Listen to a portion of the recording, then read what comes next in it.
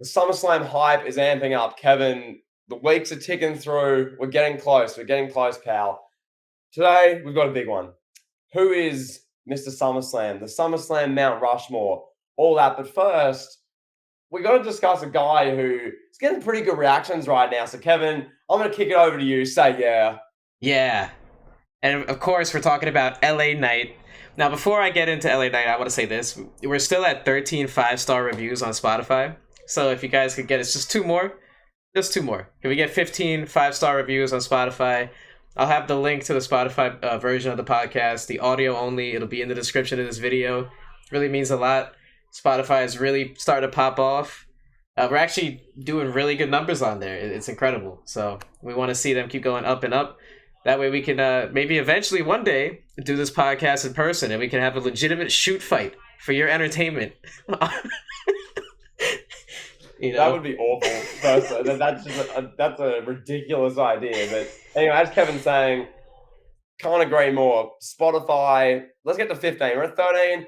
Two more. I know two more of you amazing listeners can hit a quick 5-star rating and listen to the rest of the show. So there you go. There it is, pal. So yeah, I just want to say this too. My Damian Priest shirt came in. It's here.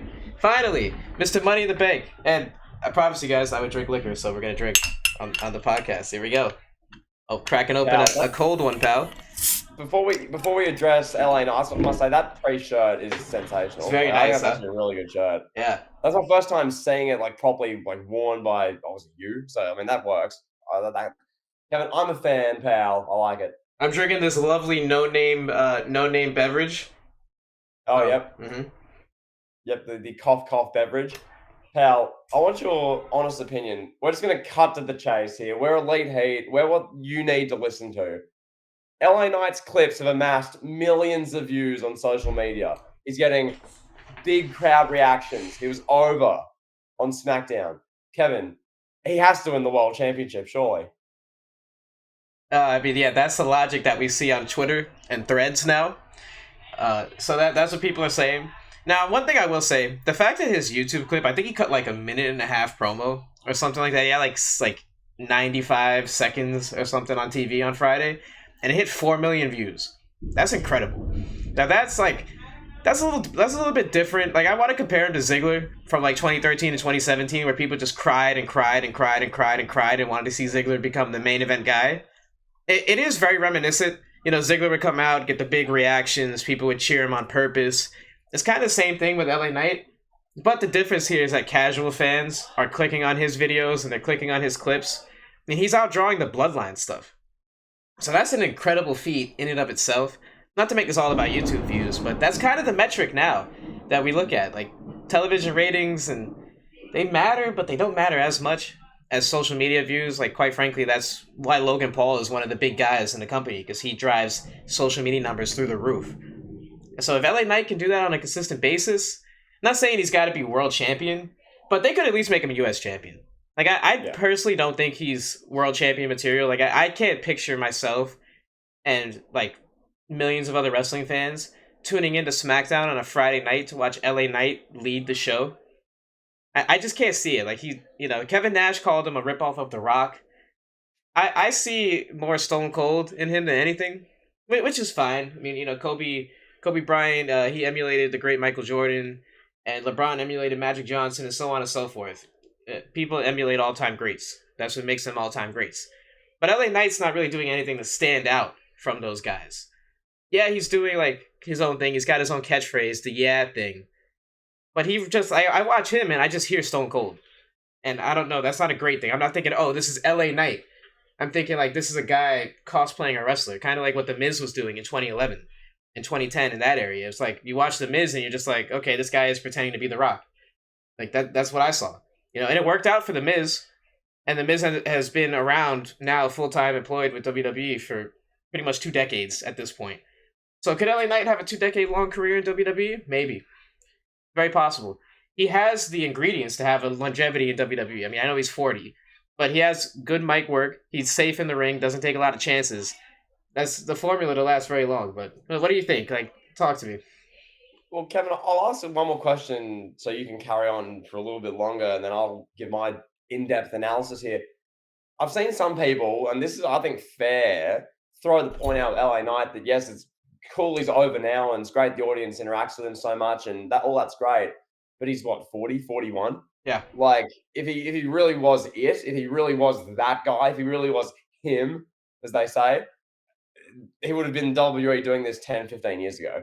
What do you say to that? Do you think there's a case there? Does that not really matter with WWE or wrestling generally? Like, where do you stand on that? Well, I mean, it's similar with Damian Priest. You can make the same argument, you know. I think it's different with Damian Priest. Damian Priest is going to be a short-term solution to a Bad Bunny feud to get Bad Bunny into a main event titles picture. You know, people want LA Knight to be the guy, and I think at 40 years old, it's just not realistic. I don't think it is. I mean, yeah, Steve Austin became the guy at like 32, but LA Knight is 40. He realistically, he's got what, like 5, 6 more years in his prime. Now think about it. Okay, think about it like this: AJ Styles came to WWE. He was what, 38 when he debuted, right? And then he was the top guy in the company for like 4 years. So it could happen. But LA Knight is no AJ Styles. That's the thing. The point being, if LA Knight, like you said, if LA Knight was that good, if he was AJ Styles level good, he would go to the top no matter how old he is, no matter what's going on. And I can't picture a headlining pay-per-view with the Tribal Chief Roman Reigns taking on LA Knight. I can't see it. Even at like a B level pay-per-view or a C level pay-per-view. I can't see it. Like we've had, especially the pay-per-views that the run that we've been on now, the last few years. Or last year, I should say. Like a C level pay-per-view like Elimination Chamber is headlined by Roman and Sami Zayn. Killed it. You know, then you have like Clash of the Castle, Roman and McIntyre. You know, you have Roman and Logan Paul in Saudi Arabia. If LA Knight were to face Roman Reigns in a Universal title match, it would be like, wait, which one of these opponents is not like the other?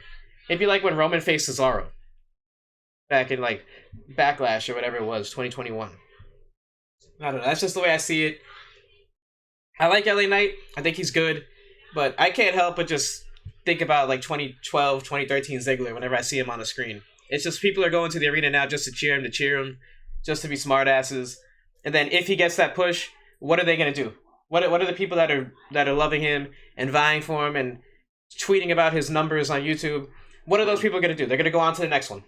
They're going to go on to the next flavor of the month, the next fad, and they'll forget all about LA Knight once he has success.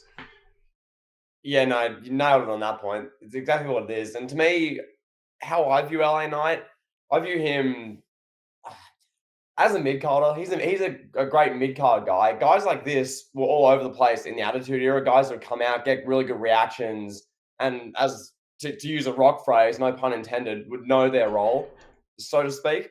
So with this, I look at Grayson Waller, I look at LA Knight, I look at this potential like really stacked mid-card WWE has, and think they're more than fine just being where they are. In the case of LA Knight, we discussed this a week ago, 2 weeks ago. He's realistic next like 3-6 months. The US title thing. I'm so happy they're doing that now with Theory, the Invitational. LA Knight will win the US title, and he should. That's the perfect title for him to win. It's not beating Roman Reigns at SummerSlam. It's not knocking off Seth Rollins in a 20-minute classic at SummerSlam. It's not facing Brock Lesnar. That's not what LA Knight is. LA Knight's a really good, engaging, mid-card sort of act, which at the 45-minute point of SmackDown, once the Bloodlines had their segment, once you've really been invested in that, you've been invested in Paul Heyman backstage, Solo, they've shown you a Santos Escobar match for about 5 to 8 minutes, then the LA Knight promo comes on, it sparks you back into the show. That's what LA Knight's there for. That's what he's perfect at. We saw it with this segment on SmackDown, Kevin. He comes out, middle of SmackDown. It's not the main event or the open, but he comes out in the guts of the show, engages the crowd, sparks the crowd back to life. That's exactly, as I said, what was all over the Attitude Era. The Ruthless Aggression Era had that, Kevin. Guys who could really engage you in the middle of the show. WWE really hasn't had that for the last decade, so seeing LA Knight do it now is awesome. And as far as where I see him going, I do see the ceiling. I agree with you. I don't think it's realistic that he should be a main event guy. I don't think he needs to be. Just because you're over getting good reactions doesn't mean you need to be main eventing. Kevin, I'll ask you this. Did Fandango need to be main eventing in 2013 when the crowd was all erupting? Did he need to be main eventing? No. It was an over mid-card act. Now, not to say LA Knight's as good or worse than Fandango, but you get the point. The crowd's over, the crowd's digging him. Hopefully this stays the same for the next year, 2 years. It like saves SmackDown in the middle of the show when LA Knight comes out. But him winning the world title, him being a main event guy just because the YouTube views are good, I'm not buying it at this stage. So yeah, I'm not buying that stock just yet. Maybe WWE does something otherwise that convinces me. I don't know, but I'm not there yet. Yeah, the equivalent of wanting LA Knight to be WWE champion right now is like if people in the Attitude Era wanted the Godfather to be WWE champion. Like if you wanted the Godfather to beat Stone Cold at a pay-per-view in 1999 and be WWF champion for like 8 months just because he had good crowd reactions, his segments were highly viewed. It's not the same thing, but it's similar. LA Knight is that guy that's a good entertainer that comes out that gets people invested, and so is the Godfather. You know, he doesn't need to be WWF champion. Not everybody from that era needs to be WWF champion. Not everybody from any era. Like you can't have, not everyone can be WWF champion. It's just, or WWE champion. That's just the way it is. And LA Knight is more than likely never gonna reach that summit. I mean, I'm sure he'd love to. I'm sure the fans would love to see it, but if he did, like I said, people would forget about it and they'd move on to the next mid card guy that has their attention. Pretty much, yeah. And one more thing I'll say on that: when it comes to like the tiers with WWE at the moment, to me it's fairly obvious. You've got the main event top tier or the Roman tier. It's literally Roman. People would say Rollins is there, Cody, Brock, Gunther's on like the verge basically, and then you got your kind of upper mid card guys, your McIntyres, your Sheamuses. Now, yeah, you'd say LA Knight in that sort of elk. You know, there are levels to it, and Priest is, he's ascending up there. He may have a little run, but we'll see if Priest gets to the top level. Who knows? Could cash in very soon, Kevin. But that being said, anything else you want to say on? Can we talk about Priest for a minute? And the Judgment Day thing? I remembered this. I know we didn't talk about this prior, but it popped in my brain. Yeah. What do you think about like what they're doing with Fergal and Priest and Rhea Ripley kind of being like the main focus of Raw? Where you've got like Rhea Ripley playing Jerry Springer, like coming out, they're like, boys, calm down. And then Dominic's like getting the crowd riled up. Did you see that on Raw where Dominic literally, Rhea hands him the microphone. Literally all she does is hand him the microphone, and you could not hear yourself think. The boos were so loud. It was deafening. That's incredible. Dominic has incredible heat. But before you answer the question, like I'm watching this, I'm looking at Fergal Devitt, who's been in WWE for nearly a decade now. And he's done not a lot. He's won the Universal Champion, first Universal Championship champion, held it for whatever day. Then he becomes NXT champion, like when he's past his prime. And now here he is in the focal point storyline of Raw. And we're supposed to believe that these guys have like real beef, Damian Priest and Fergal. And it just looks like poor like soap opera stuff. I don't know. It wasn't in good taste for me. I was not like sitting there watching like, okay, I need to see Fergal get his ass kicked by Damian Priest. I find myself confused on who to cheer for because everybody's acting like a heel. Rhea Ripley, realistically, she's the babyface, and she's the leader of this faction. Everyone else is getting booed. Rhea Ripley's the only one that gets cheered when they come out. So, I don't know. None of it makes sense. What do you think about it? I think it's pretty obvious who Triple H plays favorites with, and Finn Balor's one of those guys. That's how I'll word it. The fact that Finn Balor is like one of the main things you're supposed to care about in 2023 on a 3-hour episode of Monday Night Raw, that leaves me every week going, ugh, really? And the Judgment Day thing is a bit odd. Like, I remember 3, 4, 5 weeks ago, whenever Rhea Ripley was presented with the new WWE Women's Championship belt from Adam Pearce to Open Raw, it was just Rhea Ripley in the ring. She was given the title, and the crowd was erupting with cheers. You think she was like LA Knight. The crowd was going off. Woo, yeah. They're cheering. And then I'm like, wait, is your face or a heel? What the hell? What's going on? Like, is it like a thing where the crowd has to respect Rhea Ripley? She's a great wrestler, and they have to cheer her. I thought it's a heel stable. Why aren't you booing her? And then, as you say, Dom gets the Michaels, and everyone's booing him out of the building. He's getting the perfect reactions, and Priest is getting like, what am I supposed? Is Priest supposed to be a face or a heel? Am I supposed to like Priest, not like Priest? Where are we at on this guy, Kevin? I know you're going to like him regardless, and obviously fair enough. But from a viewer's perspective, if I'm tuning in to Monday Night Raw, this big 3-hour-long episode of television, the main event segment comes, Kevin. You've got Finn Balor out there. He's trying to be a smart ass, say something about Damian Priest being like below him. Dom will get booed, Balor will get booed, Priest will get tweener, maybe booed, maybe cheered a little bit. Rhea's getting cheered. What am I supposed to think as a viewer? So I'll put it like this. I'll give you a good example. So if I'm talking to family in Puerto Rico and I'm like, hey, check out this guy, Damian Priest, what am I going to tell them? Aside from the fact, oh, this guy's Puerto Rican and he's going to be WWE champion. There's really not much else I can say. I can't be like, oh, this guy does this. He's awesome. He does that. Like, he had a match with Bad Bunny. They won't care. You know? There's really nothing more to him. Aside from the fact that he's Puerto Rican. Wrestler. Oh. He has cool gear. Other than that, what is there with Damian Priest? And that's kind of like, I think, a theme along with Judgment Day. Like, even with Dominic. But what do you tell people about Dominic? Like, oh, hey, this is Rey Mysterio's son. And Rhea Ripley. How do you describe Rhea Ripley to people? She's Australian. She wins matches. She's a dominatrix. Like she beats up her boyfriend. Like what do you say about Rhea? And then Fergal, like I wouldn't even tell anybody about Fergal. Yeah, I wouldn't want to. I wouldn't want to. No, because if I'm talking about Fergal, like, bro, why are you talking about this like 5'2" skinny dude? Like, what's wrong with you? But no, like, yeah, just to further on my point before we move on, when you've got a Monday Night Raw where you've got Cody Rhodes and Brock Lesnar, and they're feuding, so you've got this all-time great, top 10-ish sort of guy, Brock Lesnar, and Cody in the peak of his powers in 2023. That to me is always going to be the main storyline. But when WWE is positioning the main thing on Raw to be Seth Rollins on his third different main event world title run attempt versus Finn Balor and some combination of Finn Balor arguing with Damian Priest and Dom getting booed and Rhea playing Peacemaker even though she's the women's champion. And I'm like, why are you putting that above Cody and Brock Lesnar as far as the hierarchy of the show? Like, can we not? Okay, yeah, I don't know. I'm just not buying it because of Finn Balor. I've never bought Finn Balor. I've never bought Finn Balor stock, Kevin. His whole thing in WWE has been, I was given a world title shot 1 month into my run in WWE, after I've done nothing, after I'd worn demon paint for a year in NXT and developmental. I got given a world title match and my shoulder blew out. I deserve better. I deserve a shot. Shut up. No one cares.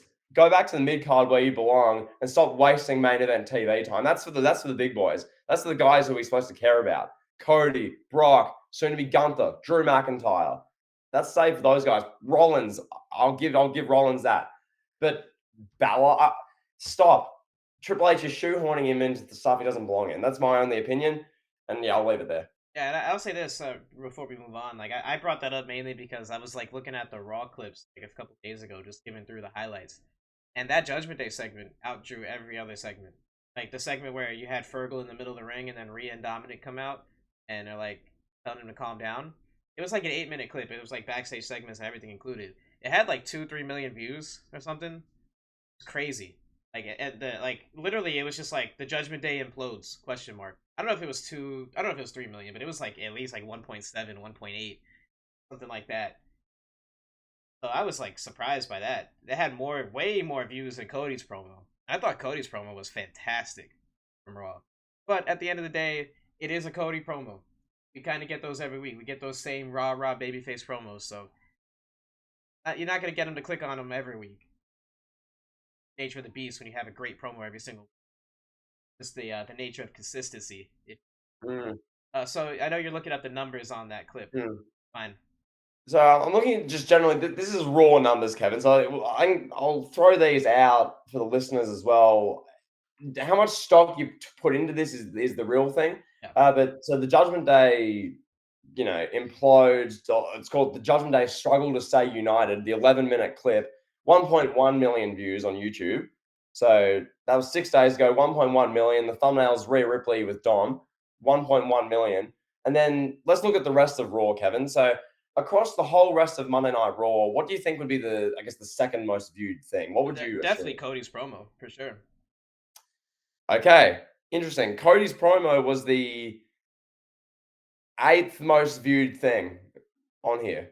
So Kevin, I'm going to just rattle off real quick things that had more views, and in all these cases, hundreds of thousands of more views than Cody's promo. Are you ready for this? Yep. Ronda Rousey initiates a brawl with Shayna Baszler, 594,000. The tribal court on Roman Reigns descends into all-out bedlam, 487. That's a recap package of SmackDown, and Wow, drew nearly 500,000. That's ridiculous. that's The incredible. Judgment Day's the Judgment Day's 3-on-1 beatdown of Seth freaking Rollins backfires, 480,000. Drew McIntyre and Matt Riddle battle Imperium, 362. Seth freaking Rollins taunts Dirty Dom with some buffalo wings, What? 349,000. Finn Balor walks out on Rhea Ripley and Dom Mysterio, 555. So you get Logan Paul's War of Words with Ricochet turns volatile, 516. You get in the picture, Kevin. These are getting 400,000, 500,000 views. Guess how many views the Cody segment got? Like 300,000? Less, 280. Wow. Cody Rhodes challenges Brock Lesnar to a match at SummerSlam. I would think if I'm writing the show or if I'm just looking at what's on the show, that would do nearly a million, realistically. This is Cody Rhodes. 2023 is his year. He's challenging Brock Lesnar. Maybe it's because we've seen this match a few times. Maybe it's that. Maybe it's because we know it's happening. There's less of an intrigue. I don't know what it is, but maybe that's one for the listeners in the comments. Why is that getting so lowly viewed compared to literally everything else? Why is recaps of SmackDown with the Bloodline getting 400,000 more viewers than a cutting edge Cody promo calling out the Beast for their match? Are people over Cody? Has Cody lost his momentum? Is that what Stay we're saying? tuned for a future episode of Elite Heat. That one, pal. All right, so before we get lost on a different rabbit hole, you mentioned The Rock when you were talking about LA Knight. Well, speaking of The Rock had an interesting response to Grayson Waller, who Grayson Waller put a video out on his Twitter mocking The Rock's debut attire from Survivor Series. Was it Survivor Series that he was mocking that attire? Yeah, MSG Survivor Series 96, yeah. Yeah, so The Rock had an interesting response, pal, and I know you want to issue a response potentially to Mr. Dwayne Johnson. Look, Kevin, I'll say this. I'll keep it brief because obviously this show's about SummerSlam. The show's about SummerSlam Mount Rushmores. I'm not trying to get sidetracked by guys who think they're above WWE or guys who are above what we do. But Kevin, one thing became clear to me when I was looking at that clip of Grayson Waller calling out Dwayne, and then Dwayne, the natural Hollywood movie star, Protein natural pancakes, athlete. pal. Protein pancakes, pal. Gotta love a bit of trend pancakes. When I saw Dwyane The Rock Johnson calling out Grayson Waller like that, I'm like, hold on. Dwayne thinks he's above WWE. He thinks he's above wrestling. No bigger example of that than him just refusing to do a Roman Reigns match in the last 3 years. I've got other commitments. Sure you do. Sure you do. Another action movie that's going to get an average set of reviews. And I'm going to draw because of the other guys who are involved in. Oh, yeah. Wow. Exciting. Good one, Dwayne. Go back to your 4 a.m. workouts. Go back to your natural workouts and posting on Instagram. That's what you're good for now. You're washed. No one asked. Okay. Stay retired. We don't need you back. You couldn't wrestle a 10-minute match to save your life. Your cardio, even though you wake up at 4 a.m. and do an hour on the treadmill every morning, apparently it still wouldn't even be good enough to do an 8-minute match, I guess, according to you yourself. I'm not in shape. I'm not in shape, says Dwyane The Rock Johnson. Well, how about you get a bit more natural for about 3 months, trying a bit, and maybe come back, and who knows? Who knows? Maybe you could actually work a match with Roman Reigns that would get positive reviews, unlike half your movies in the last 5 years. So, I don't know. Stay in your lane, Dwayne. Stay with what you're good at. Stay being a Hollywood whipping boy. There you go. Leave Grayson Waller to do his thing. Grayson's my boy. He's a man of the WWE. He cares about the fans in WWE. He cares. Unlike you, you're a sellout. So there's my stance. There's my take on Dwayne. Any thoughts, or do you want to move on? I want to ask you just something completely random. Are you a fan of like shoeies? You ever done one of those? Like once. So let me ask you this: if you were on my side of things, give me a priest. Yep. If Grayson Waller were to be Mr. Money in the Bank or win the Royal Rumble or something, would you do a shoey on Elite Heat? I mean, maybe. I think the whole idea of shoe is a bit gross. Like you're pouring all the alcohol or whatever you have into a shoe and drinking out of a shoe. I don't love the premise of it, but I do like the kind of look of it. I don't know if that makes any sense. Like I like the whole look when Grayson Waller does one because Grayson Waller's a G. But Kevin, logistically, if I'm pouring a beer into my own shoe, which is going to make the shoe smell for like 2 weeks, and then drinking it, like I don't know about that, but All right, There you go. cool. I digress. All right, pal. Now let's talk Mr. SummerSlam. Mhm. I have nothing to say to your scathing rant on Johnson, so I'm gonna keep it flowing Yeah, here. So yeah. Mr. SummerSlam, this is a hot topic every year around SummerSlam time. It's just something that people will debate forever until the end of time. And there's multiple names that we've seen thrown out there. I would say the three most common names that I see in the community are Seth Rollins, Bret Hart, and Brock Lesnar. I would Yep. say if we're talking Mount Rushmore of SummerSlam performers, I think those are the three guys that are locks. That's just the way Mhm. I see it. Now, that fourth name, you could throw multiple guys in the hat. You know, there's Triple H, there's Edge, there's John Cena. Some people might say Undertaker, Randy Orton, Shawn Michaels. It really just depends. But we're here, we're going to break it down. Are we going to determine who is the factual Mr. SummerSlam? Is that what we're here to tell you? We're telling you the facts, pal? I don't know. We'll see. But we're going to give you our cases for each guy that could be the top guy, SummerSlam, and Mhm. then we'll let you all decide and we'll see where we go from there. Yeah, and I guess I mean one place I want to start. You say Seth Rollins as this absolute lock, this absolute shoe in, and I see the narrative a lot. That just Seth Rollins is it's a given. He's like a Mount Rushmore SummerSlam performer. I would say John Cena needs to be above him on an all-time SummerSlam rankings. I look at the matches Cena's had. I look at the sort of main events at SummerSlam Cena's had. I think that matters. Seen the main event in SummerSlam in the Ruthless Aggression era a couple times, some big matches. Edge, most namely, had some big matches against Randy Orton at the time before that got stale. All right, he wrestled Batista in a co-main event. There was the infamous 2010 Cena versus the Nexus, infamously. That's a big talking point sort of one. 2011 versus CM Punk in the main event, undisputed WWE title Summer of Punk match. Cena was a big part of that. 2012, bit of an off year for Cena. 2013, he main events again versus Daniel Bryan. 2014 was the infamous end of Super Cena, Brock Lesnar squash match.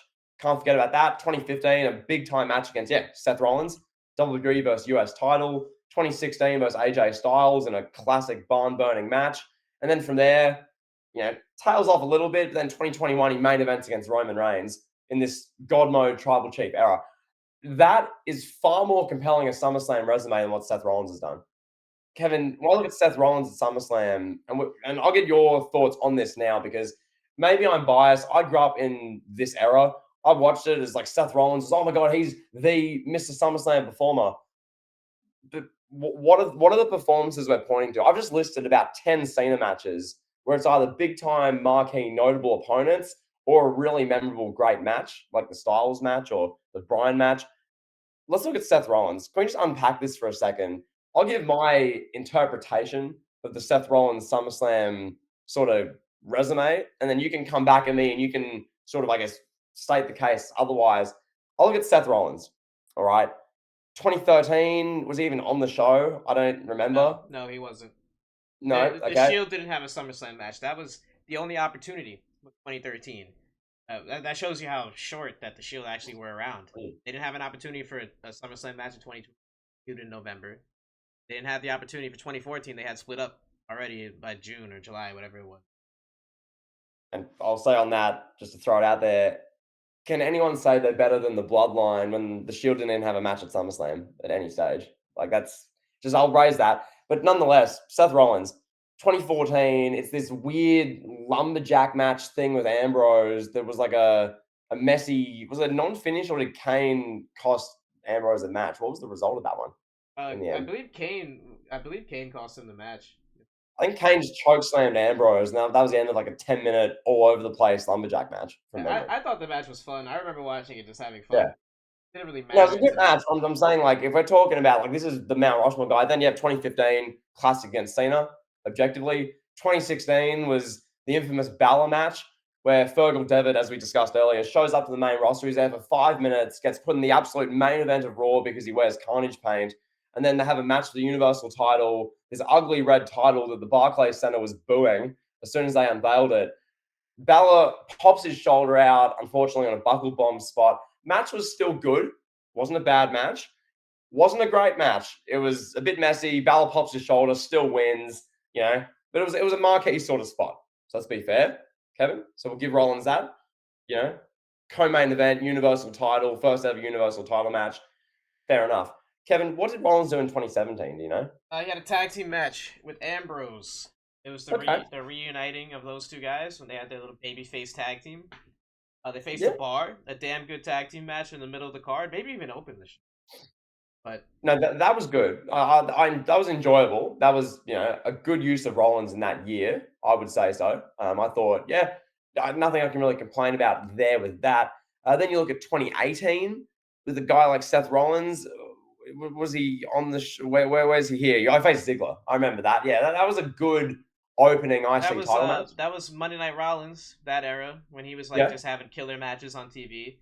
Damn good match, with Ziggler. Yeah, Yep, good match.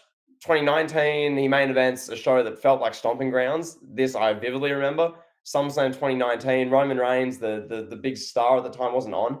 It was a bit odd, but yeah, Rollins main events. They do a match against Brock Lesnar. Rollins beats Brock for the second time in the year in like a 12 to 13 minute, pretty good match, in fairness. Like for a I liked 12, it. 13 minute match, I gave it 4 stars when I watched it. It was an enjoyable match. So he wins the Universal title there, 2020 versus Dom Mysterio. Really puts him over in Dom's first proper match. So credit where it's due there. That was quite good. 21, jog my memory here. What was Rollins' role there in 21? 21 was let me see. Oh, he faced Edge. Yeah, he faced Edge. Great So match. there you go. So as we're unfolding here, and this is like live on air, you're hearing this. My initial reaction was Rollins. What exactly is the case with him? And we're seeing it unfold as we unpack these years. Once again, 2021, great match with Edge on like a co-main event. 22, Nothing. was he even on He wasn't here? on the show. No. Okay. And then 23, probably going to be a big match against probably Priest, maybe Dom, maybe hopefully not Balor again. So Hopefully not. there's a bunch there. I still think Cena has a better SummerSlam career than that. I think Rollins is objectively top. I'm gonna say Rollins is objectively a Mount Rushmore SummerSlam guy. I think I put him fourth. I'm not putting him above Cena. I'm not putting him above Brock. I'm not putting him above Bret Hart. That's just me. What are your Here's the thoughts? case here for Seth Rollins. Hmm. When you look at some of the guys I mentioned, like Triple H, yes, Triple H had 2 all-time classic matches. Mhm. Seth Rollins had 2 all-time classics. If you want to be harsh and you don't want to give the match with Edge an all-time classic label, then he had one. But I think I think in like 10 plus years, we're gonna look back at that match with Edge and we're gonna be like, wow, that was like legacy defining match for both guys. Edge in the latter stage of his career, showing that he could keep up with the best wrestler in the company. Seth Rollins showing that he is the best wrestler in the company, carrying a guy like Edge. I think the case can be made that that's an all-time classic match. Now, is that a definitive classic, the way that Triple H and The Rock is from '98, No. and the way that Triple H and Shawn is from '02? Maybe not on that level. But Cena versus Rollins, undoubtedly a classic. Undoubtedly a classic up level with those. Now, the thing here is Seth Rollins didn't really have any throwaway matches the way Triple H did. Triple H faced Great Khali, SummerSlam '08. He faced Eugene at SummerSlam '04. And he faced King Booker in a throwaway match at SummerSlam '07. Seth Rollins, every match he's had at SummerSlam has been quality. Every single match. Even a match with Brock that, Brock probably wasn't all that interested in. Quality. That match with Dom was way better than people expected. And Yeah. that was really when the Mrs. SummerSlam talk started. That match with Dom was fantastic. That was when people were like, okay, this guy, Seth Rollins, being on a different level. He took this guy who's relatively green, who's the son of a Hall of Famer. That's the only reason why he's in the company. And he made that guy look way better than he is. We saw Dominic what he looked like in the months that followed that match. He looked nervous. He looked scared. He looked like he needed the help of the Judgment Day to carry him through segments. And he eventually caught on at the end of 2022, going into Mania 39 in 2020. But Dominic clearly showed with his lack of experience and his lack of prowess. He showed that Rollins elevated him in that SummerSlam match, made him look like a better wrestler than he was. And that's another thing that's to Rollins' credit. It's just he's consistent. Every year and another part of it is every year he's gonna come out with gear that's awesome and people are gonna go crazy like, oh my god, look at Rollins SummerSlam gear, part of the spectacle. That's what pro wrestling is all about. Yeah, that's what the Undertaker does. That's what Rey Mysterio does. They have special gear. They amp up their level, the showmanship. Not a lot of guys are doing that. Roman Reigns doesn't do that. Roman Reigns comes out in sweatpants and Jordans, and like Seth Rollins, he does the showmanship. It's part of it. So I think that has to be factored in. But really, the fact that he's had no bad matches, SummerSlam, I think that's really the main case. And you Mm, throw in an yeah. all-time classic in there. Yeah, no, 100% agree on there's nothing like what we just went through there with Rollins. There wasn't either a dud or a match you thought, total throwaway, forgettable match, which is a big testament to Seth himself. And one thing I will say about the 2020 match, Kevin, that match against Dom Mysterio in 2020, no wrestler in the world could have got a better match out of Dom Mysterio than Seth Rollins did. The unanimous consensus was that that was a 4 star to 4.5 star out of 5 match. No one in the world could have got that version of Dom Mysterio above a 4 star match. No one And if else. you remember, it was like unanimous after that match that Dom was going to be like a Hall of Famer. Dom was going to be WWE champion within 6 months after that. That's how good Seth Rollins made him. No, 100%. Because Rollins factored in the great in ring wrestling, the psychology, the storytelling element with the character work. So he actually sort of cared about the storyline and what he was when he was beating Dom and he was whipping him, all that sort of stuff. And they were working the match. It was excellent. Not even Dom Mysterio's dad, Ray, could get as good a match out of Dom at WrestleMania than Seth did at SummerSlam 3 years ago when Dom was even less developed as a wrestler. So that's a big thing. I think that is a big sort of legacy piece that he could do that and something generally no one else could do. I'm sure Brian Danielson could have a great technical match with Dom Mysterio, but there wouldn't be the character work, there wouldn't be the storytelling. You wouldn't care nearly as much. It wouldn't be sold nearly as well. So there you go. So there's that. I think that needs to be acknowledged. That needs to be mentioned. One thing I want to mention there that you said about Cena versus Rollins from 2015 being on the same tier of classic as the '02 Michaels and Triple H match. You Well, said that? all right, yeah, it's in that same tier. Okay, maybe not the same tier. That's confusing. That's Yeah, confusing good. because you're looking at Good. like SummerSlam '02, that match, Triple H and Shawn. That's in a tier of its own. That's Yeah. up there with Taker Shawn from 25 and Angle Shawn, Bret and Owen and Bret and Mr. Perfect. Matches that we're gonna talk about in a Mhm. moment. So maybe not the same tier. I don't know, but it's confusing. Like, yes, overall, in terms of the annals of wrestling history, it's not in the same tier. But if we're talking SummerSlam history, that Cena Rollins match is in that same tier with all those all-time great SummerSlam matches. It's in the top 10, I would say, of all-time great Summer. Yeah, it's a great SummerSlam match. Now, I don't think a match where Jon Stewart's heavily linked to the last 5 minutes can be an all-time great match. When you got some comedian running in, he's got a chair, commentary's, "Oh my god, it's Jon Stewart!" Like, come on.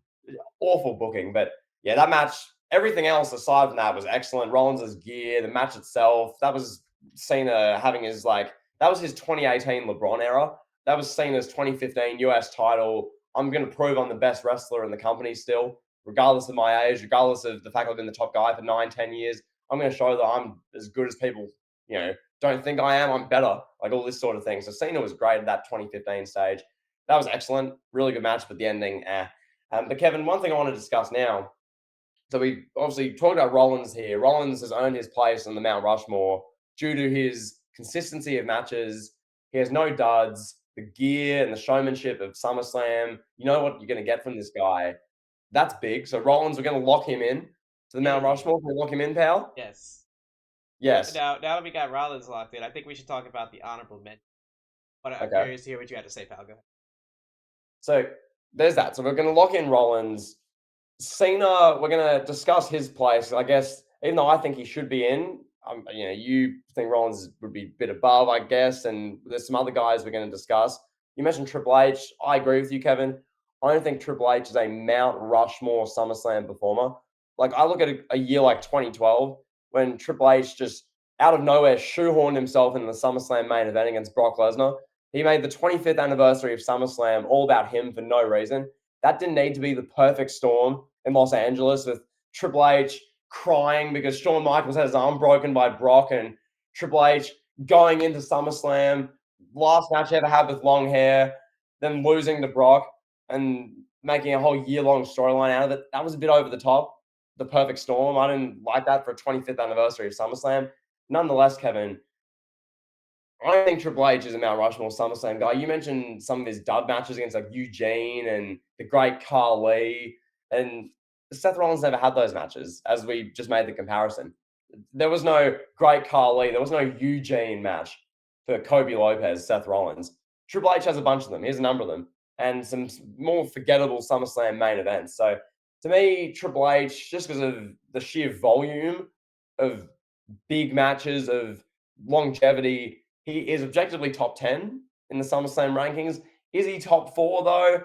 Hell no, he ain't. Hell no, Kevin. So here's the case for him. I'll make the case. I think this is interesting. I mean, I mentioned Edge, as like a guy. I think Edge is in sixth place. We're talking like some same guys, and we'll talk about him momentarily. I think that fourth spot comes down to Cena and Triple H. I think it's hard to overlook two all-time great matches that he had. Hmm. I just did that. I just completely overlooked it for my whole argument. But carry on. You did. Carry on, You pal. did. You were able to overlook that. Very Skip Bayless of you, pal. So now here you've got Triple H versus The Rock, SummerSlam '98 in a ladder match. This is like a classic. Like this is the future. These are the two guys that are the future of the company that are battling, and we're gonna see that these guys are gonna be running the company. Now, The Rock won the WWF title like 4 months after that match. Triple H, within a year, he goes into SummerSlam '99 as WWF champion. So it was just one of those things where it was a perfect storm of like these are young, up and coming, hungry guys. These are the future of the company, and then you put them in the ring and they're giving it their all. They really don't like each other. We found that out years later that they didn't like each other at this time, and it made for a great, compelling match full of just magnificent chemistry. And it was just one of those just really unbelievable. And then you have SummerSlam '02. This was a continuation of a storyline that began 4 years prior when Triple H buried Shawn Michaels on the mic after WrestleMania 14. Then they reunite. He's the reunion, I should say, and when Shawn returns, boom, pedigree. Then we get this match, and this is Shawn Michaels' first like real legitimate wrestling match in 4 years, and he just puts on a top 10 match, like casually, just puts on a top 10 match, just like it's nothing, you know. He did it just with so much ease. And we just talked about this last week, so we're not going to spend too much time talking about this match. If you want to hear us talk about it in full detail, watch our SummerSlam '02 review that we put up on the Elite Heat on Spotify. Check it out on the Elite Heat feed. Talks all about that match. So I'll just say this. All-time great match. I think that's a top 5 wrestling match all time. It's definitely in the conversation. It's just one of those matches that is a legacy definer. It's one of those that cements, like, takes a great wrestler, makes him a legend. And then that's what we saw with those two guys. I mean, they were both already really great legends. Just cemented them at that status. Now, after we got that out of the way, let's analyze the rest of Triple H's SummerSlam legacy, a resume, for a moment. So you mentioned the Perfect Storm, 2012. That was really that was an odd match. It really was. It felt shoehorned. It felt forced. It didn't really feel like it was necessary. And yeah, we had the storyline of like Brock Lesnar. He broke Triple H's arm. He broke Shawn Michaels' arm. This is the last match that Triple H had hair into, so it's kind of memorable for that. But like we got to the match, and Triple H and Brock, they just didn't match. Like you would think, okay, this is Triple H, an all-time great. This is Brock Lesnar, all-time great. Brock Lesnar's in his prime. Triple H is not too far off from his prime. You know, still could have good matches. Just had an all-time classic at WrestleMania 28. Maybe that factored in. Maybe a lot of people looked at it like, hey, maybe he retired on a high note. You know, he didn't really need to have a match with Brock Lesnar in SummerSlam. Nevertheless, the match felt flat. I think is really the best way to describe it, right? Yep. Yep. Kevin, this match was as flat as a pancake. The crowd, they had the performance from Kevin Rudolph, I believe, and then they get to the Perfect Storm. It's they're selling it like it's this like all time epic. And I remember watching this at the time. I was vividly watching. I was watching Raw week to week, and the main storyline you cared about was the CM Punk, AJ Lee, Cena, Bryan, Big Show, whatever they were doing there. And they teased Punk versus The Rock, and that's what you were really into. And then all of a sudden, like 3 weeks before SummerSlam, Kevin, Triple H just comes out, and all of a sudden he's feuding with Brock, and it's like, oh, okay, sure, shoehorn, but nonetheless, Kevin, carry on. You were saying, Can you hear me? yes, can you hear me? I'm frozen. Hey, yo. Oh, I'm Oh, no, you're back. back. You're back. I'm There you go. back. Okay. So I didn't hear the last part of what you said since I. Basically, I was just reinforcing to our audience how shoehorned the perfect storm was, and how, yeah, at the time it wasn't what people weren't tuning in week to week to Raw to see Triple H versus Brock. People were watching Raw to see Punk, the WWE title, AJ Lee, that storyline, Bryan Cena, and the teasing a thing with Punk and The Rock, and then all of a sudden, Kevin, Triple H, Brock. Oh, okay, sure. I guess SummerSlam needs a big 25th anniversary main event. I guess that's all we're doing.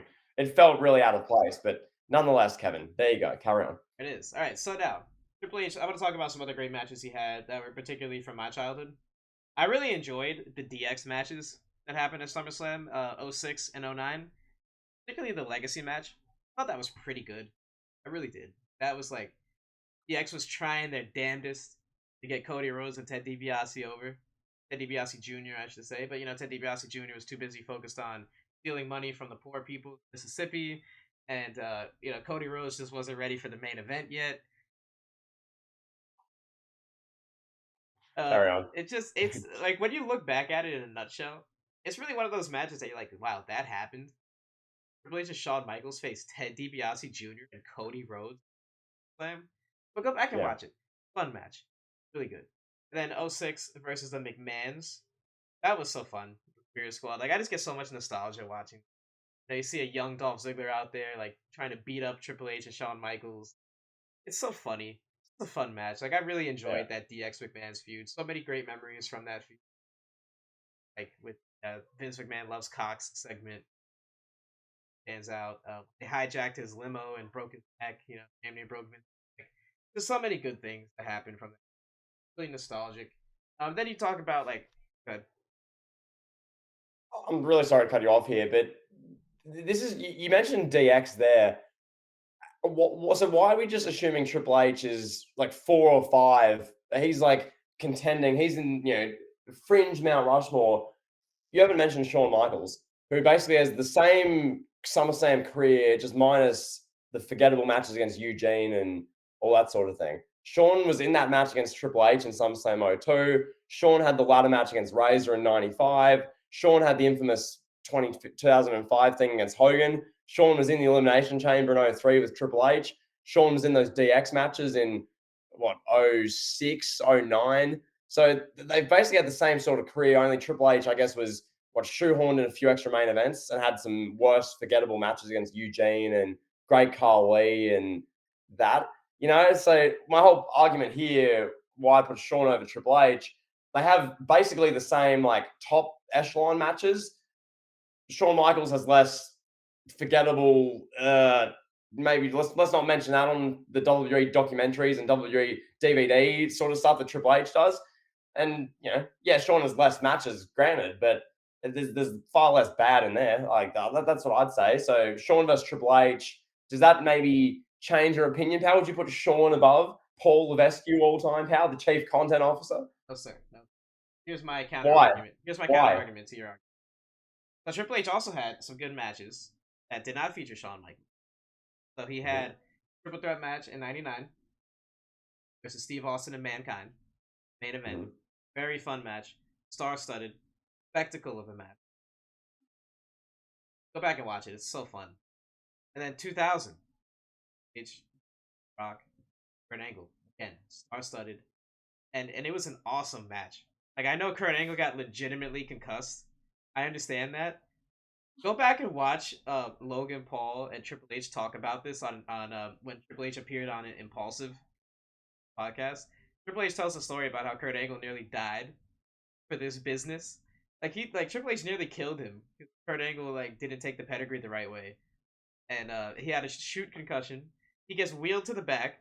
Vince McMahon forces him to go back out because of course concussions, nobody knew what concussions were. It was like, oh, you got your bell rang, kid.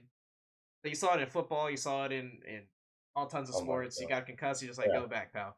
So Kurt Angle's out there, literally does not know where he's at. What he wrestles this match, he's so good off instinct. Wrestles a match with a severe concussion, and end up having like an all-time great summer process. That's such a great match. Go back and watch this. It has a story behind it with the Kurt Angle stuff. It's one that people will remember. And unlike that Hogan and Shawn Michaels match, it was actually a good match. Hogan and Shawn was infamous and funny and all the memes, but that was not a good match. It wasn't good wrestling. You know what I mean? You can make the faces all you want. Triple H was in the Elimination Chamber, as you mentioned.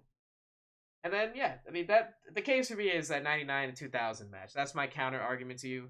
So from 98, 99, 2000, Triple H goes on a run of excellent SummerSlam matches. Has the 02 match, Shawn, then the 03 Elimination Chamber match. And then from there, the fun matches with DX were what they were. The match with Khali and Eugene were what they were. But then, get the spectacle of a match with Brock Lesnar that Shawn really, I don't think he ever had. Spectacle of a match like that at SummerSlam. That's fair. That's fair. And just one further argument I'd say for Shawn is, I mean, the match against Vader, I'd argue, was done quite well in, what was that, 96, 95, 96? One of those. And then the match against Mr. Perfect, I think one of the early 90s ones. So, Shawn? yeah, I mean, yeah, Shawn. Wrestled Mr. Perfect at SummerSlam? Yeah. He did? I don't remember. Yeah. I don't remember that. Evan, this is basic wrestling knowledge. Oh, Kevin. yeah, he did at SummerSlam 93. Okay, all right. We're going to talk about Mr. Perfect. That match doesn't even hold a shoe. So, Kevin, you're just Bret Hart admitting right versus Mr. here. Perfect. You're just admitting right here. You're just objectively wrong about Shawn Michaels. I'm Hey, not. can you apologize to Sean Hickenbottom for me right now? So are you telling me that Shawn Michaels and Mr. Perfect is a bigger spectacle than Triple H versus Brock Lesnar in 2012? Is that what I'm being told right now? Shawn versus Mr. Perfect was a better match. I guess. I don't know. Maybe. I'd have to go back and watch them both. Like right now. So let's stop the podcast, go watch them both, and come back and finish this argument, pal. Pal, if I'm sure if they shoehorned Shawn versus Mr. Perfect in as the main event of that SummerSlam and made that to be the perfect storm, I'm sure that'd probably go down probably better all the time than, Stop. Come on. Your argument is Stop what? Just admit Shawn is better than Triple H all time at SummerSlam. No, he's not. Okay. This is a joke. Anyway, we're talking Mr. SummerSlam. We're not talking Mr. WrestleMania, bro. I didn't mention WrestleMania. Why did you mention WrestleMania? Don't come at me with WrestleMania. Shawn Michaels is Mr. WrestleMania. Objectively. And he's more Mr. SummerSlam than your boy Paul Levesque is. Just because the chief content officer. Ever lace him up at WrestleMania, pal. Yeah, he's Mr. WrestleMania. We know. He's not on the Mount Rushmore of SummerSlam performers. No way. He's more deserving than Paul Levesque is of being on that Mount Rushmore. Stop. Would you stop that? Stop. This bias, Kevin. Bias? This is ridiculous. What? Kevin, just because you loved his match against Eugene in the Ruthless Aggression era doesn't mean you can say this slanderous babble. Disgusting. I'm disturbed. On the commenters to let us know, where do you stand on this? Who's better at SummerSlam all time? Shawn Michaels, Triple H? Who deserves that Mount Rushmore spot? I think this deserves, because Kevin, it has to be Shawn. It has to be Shawn. Come on. John Cena's over Shawn. John Cena's over Shawn. I think Edge is even over Shawn at SummerSlam. You think Edge is over? I think so. Let's discuss Edge. Yes. Let's talk Edge, pal. Let's do it, pal. Let's do it. So his most, I don't know. It depends who you ask. Some people will say SummerSlam 2000 is his biggest, most synonymous match with SummerSlam. First TLC. Others will say 06 versus Cena. Probably his best SummerSlam work. Where do you stand? Or others will say 08 versus Undertaker. Hell in a Cell. But what do you think? Oh, it has to be 2010 in the burial of the Nexus, pal. Thank you for that. No, it really is who you ask. I mean, 2000, 06, and 08 all have their own case. I'd probably personally, it depends. Some people, like Ruthless Aggression era kids, so people more like yourself would probably lean, 06, how significant that was with Cena, Edge, that was just like the rivalry of the Ruthless Aggression era in many ways. That was synonymous with so many childhoods and wrestling gifts. Our buddy will tell you all about that. Superkick Studios, all these type of guys will tell you all about that. To me, I'd probably say, I like '08. I quite like what they did there with Edge being sent through the ring and the Hell in a Cell match and that being the main event of SummerSlam, the World Heavyweight title. I really like that. Many people really like 2000 and what they did there. So I don't know. Here's a couple of those big, memorable marquee matches that you need to be in this top 5, 6, 7 kind of echelon, this tier. He was involved in the infamous 2010 thing, as I mentioned, which Edge, as he describes on the podcast, was Cena pulling his weight backstage. And yeah, the match with Seth Rollins as well, as you mentioned earlier, 2021. Excellent match, really good stuff. And, 2020, he was injured, didn't wrestle there. 22, he wrestled Finn, your boy Fergs. Yeah, Fergs, Triple H's boy who will shoehorn into Raw main events for no reason. So you look at all that stuff, Kevin, and he's a very valid case. Did Edge, Kevin, have any really kind of bad or forgettable or mediocre things that you can think of, or was it mainly just good to great sort of stuff? I'm talking like early Edge when he was a mid-carder in the late 90s before the tag team stuff took off. Edge and Sable versus Jacqueline and Mark Mero at SummerSlam 98. I wouldn't say that's a dud, but Edge before was. So Then you had the tag team turmoil match at SummerSlam 99. That was fun. Then there's a TLC match, SummerSlam 2000. All-time great, upper top tier, top 10 SummerSlam match ever. Then he faced Lance Storm in a good mid-card Intercontinental Championship match at 01. Then he faced Eddie Guerrero, which we talked about that at SummerSlam 02. A good match. That was a lot like Triple H and Rock at SummerSlam 98. Two guys that would go on to carry the company a few years after the match. Really good. Really not really many duds here to speak about.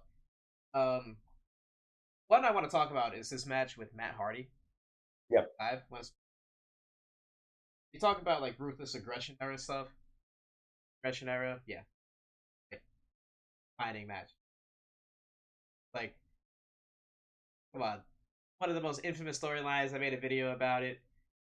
Yeah. What more is there to say? Edge and Matt Hardy in a legitimate shoot fight over Lita's love at SummerSlam 05. There was some real punches being thrown. A lot of people hate it. Some people love it. I personally love the exploitation of a real life storyline. Dug it. Fun. Edge's resume is right where it's at, and I think he deserves consideration for the Mount Rushmore spot. That's fair. And Kevin, I want to discuss this now. I want to get really into the meat and potatoes of this episode. Yes. I want to compare Bret and Brock because I think these two are basically objectively the top two SummerSlam performers ever. Some would say Rollins. Some might throw in Cena, Triple H. I don't know. Maybe someone else. I don't know. But Kevin, to me, it's these two guys, and both of which have very different SummerSlam sort of careers. Brock came when he was in his early to mid 20s in the early 2000s, burst onto the scene, beats The Rock at SummerSlam 02, as we discussed in that review show last week. Big time SummerSlam main event in one of probably the greatest SummerSlam and one of the greatest shows ever. Brock main evented that versus The Rock and won the title. Had his crowning moment. 03, Kevin, Brock Lesnar was a big part of that as well. Then you move on from there. Brock goes away, lives his life, does like X, Y, and Z different ventures. And then he comes back. And Kevin, I want to discuss just for a moment, Brock Lesnar's 2010s at SummerSlam is one of the most insane resumes for one guy at a big time event, I think, in wrestling history. You look at this year by year, this perfect storm main event match versus Triple H. I'm not going to give that much praise because when we discussed it with Triple H half an hour ago, we slandered it a bit, but it's still a big time. He's main eventing the 25th SummerSlam against Triple H, is what it is. 2013, Best versus the Beast, 5-star match versus CM Punk. One of the favorite matches I have growing up. I love that match. 2014, legendary squash of Super Cena. This is a match which went viral. Everyone was like, oh my God, Brock just destroyed Super Cena. It was a big talking point, marquee SummerSlam main event match against John Cena. Everyone was talking about it. That got huge attention. 2015, big main event versus The Undertaker. That's pretty good. It was a pretty good match. It's better than the WrestleMania 30 match. 2016, Can I Brock stop you for Lesnar goes. can I stop you for 1 second? So he's main Yep, evented 4 out of those 5 SummerSlams you mentioned. yep. Okay, go ahead. So we keep it track. 4 SummerSlam main events already. Main events, and the one he didn't main event was against CM Punk in a 5-star match. So, is Not what it bad. is. Not bad. Then there's the infamous match, which you and we've discussed on Late Hate countless times. Brock Lesnar, Randy Orton, SummerSlam 2016. The shoot elbow strikes, Randy Orton gushing blood. Is it a 5-star all-time great match? No. Is it memorable? And do we still talk about it 7 years later for a bit of a meme? Yes. Was it Brock Lesnar versus Randy Orton, a top 20 guy all time in a SummerSlam main event? Yes. So we'll discuss that, and I'll get your. You can say whatever you want in a moment about that. 2017, another main event, a car crash, fantastic fatal 4-way match. I'd argue one of the top 2 or 3 greatest fatal 4-way matches ever in wrestling for just the sheer fatal 4-way element. This was awesome. With Braun Strowman, Samoa Joe, and Roman Reigns, Universal title, absolute car wreck. Brock gets stretched out, then comes back and destroys some guys. 2018, he main events another SummerSlam against Roman Reigns, 5-minute match, got the title on Roman. I'm not going to give much credit for that. That was, Roman won the title, cool. But it's another SummerSlam main event. It's Roman Reigns, a top X guy all time, Roman Reigns. 2019 main event's another SummerSlam against Seth Rollins, puts him over, as we discussed, 12-minute match, really good 12-minute match, probably like a 4-star match in many people's eyes. So Kevin, that's his 2010s. You were probably keeping track better than me. What's that? 7 main events? That's 8 main events. So 02, 03, 12, 14, 15, 16, 17, 19. 9 main events. Then he main evented 21. And no, he didn't No, main no, event he didn't 21. main Sorry, he event. main evented 22 with 22. the tractor. So that's 10. And then 2013 was like a legendary 5-star match. So there's that. I think like that is damn near a flawless run in there, So just about. that's 11 SummerSlam matches. Yeah. All right, so let's read this. Let's read this like with bullet points of each one. Mhm. 02, main events against The Rock within 4 months of debuting in the company. 03, runs it back with Kurt Angle, really good SummerSlam main event. 2012, spectacle match with Triple H.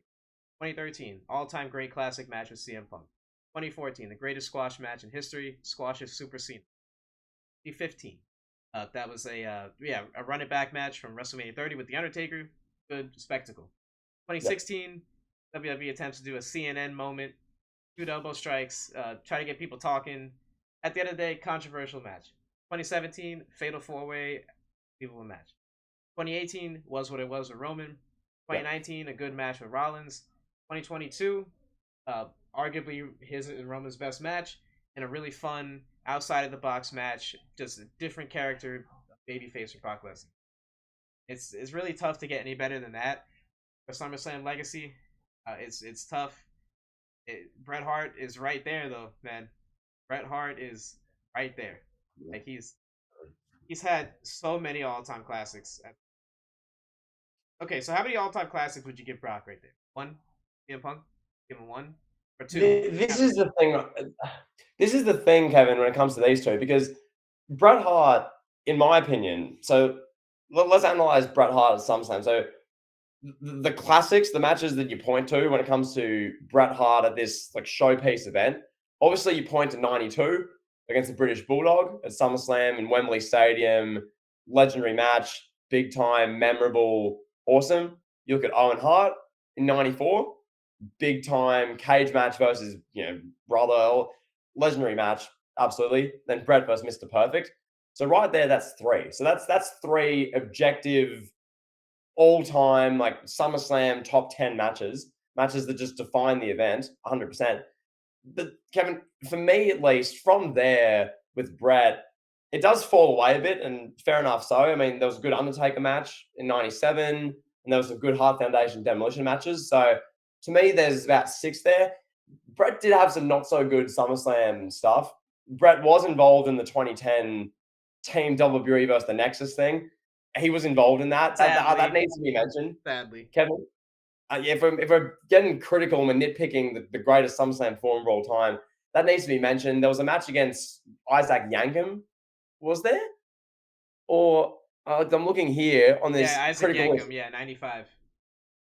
Yeah, like what? Like that's Bret in his absolute That's prime. There was Kane stuff power.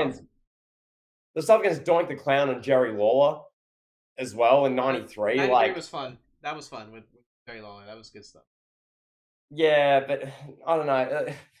That's the thing because I think Bret's best at SummerSlam. His like all-time classic matches beat Brock's, but Brock's just body of work at SummerSlam blows Bret's out of the water.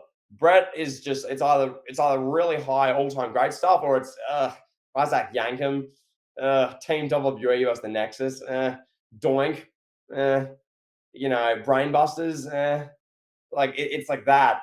But the great is great, and then you got Brock, which is just literally 11, 12 SummerSlams. 8 of the matches are pretty good to amazing, and 4 of the matches are good or to okay at worst with the Roman Reigns 2018 match. So That was a yeah, dud. it's That Roman match was a dud.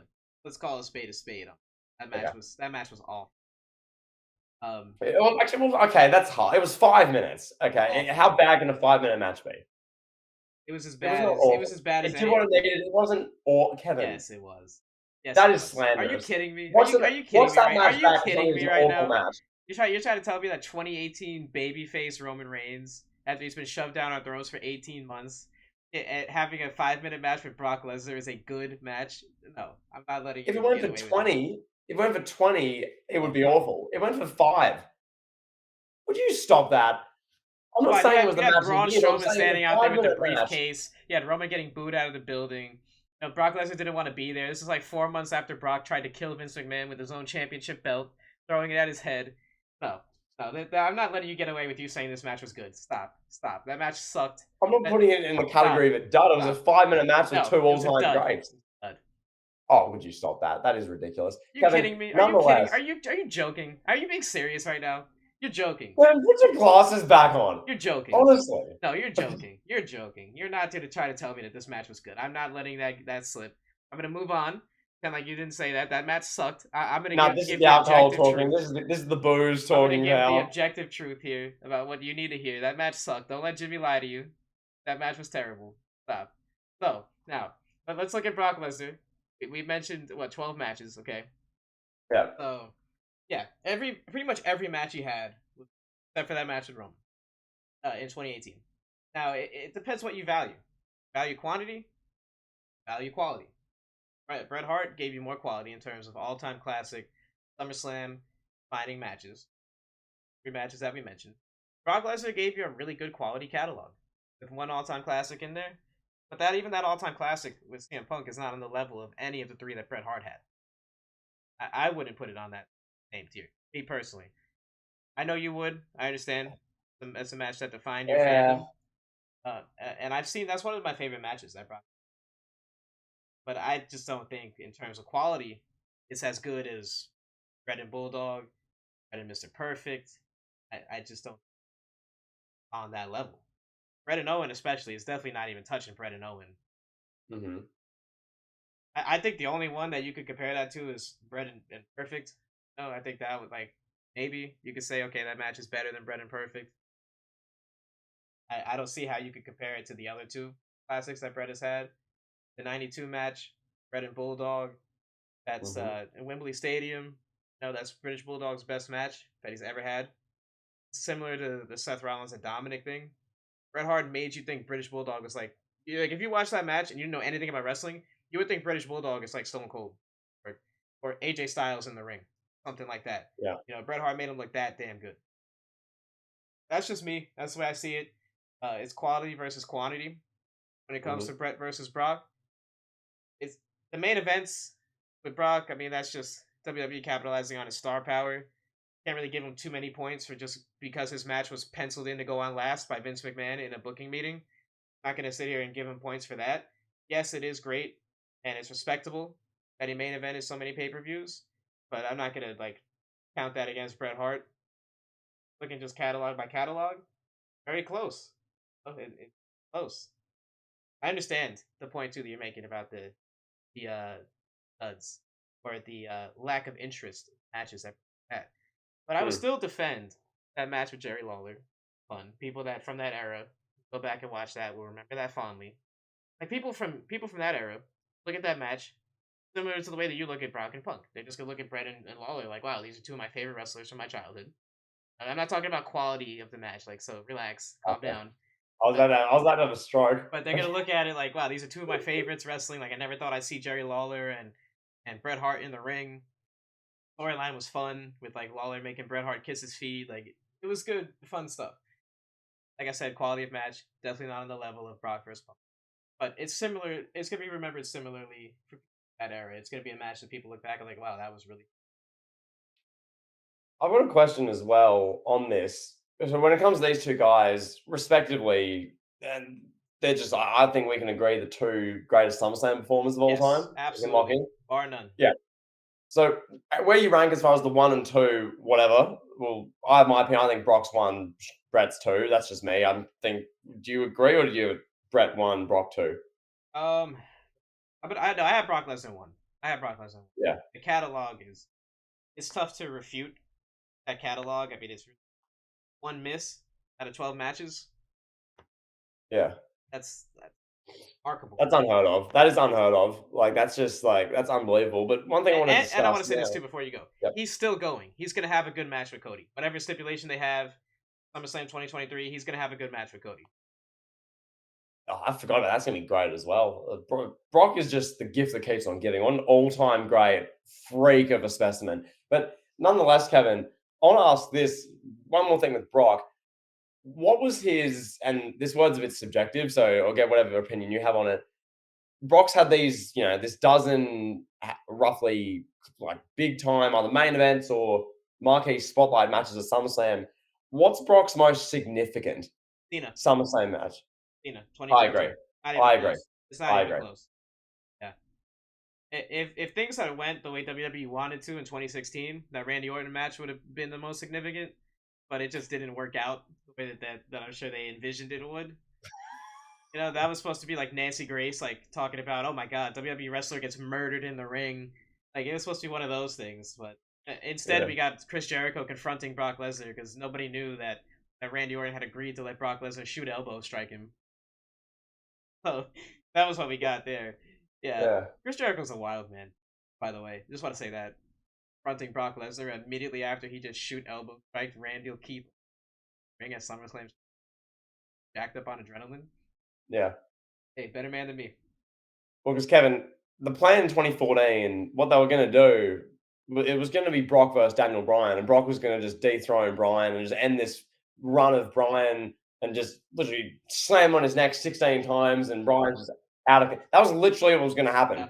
And everyone was begging for that when Bryan came back in 2015 after he literally couldn't feel his arm. He had tingles down his neck.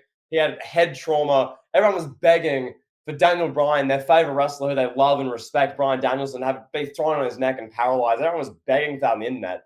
Instead, they put him in a ladder match where literally the same thing happens. So, Kevin, this being said, I wonder this now. Like, you look at Brock Lesnar, we mentioned, let's say the match that was the end of the 9 year Super Cena reign.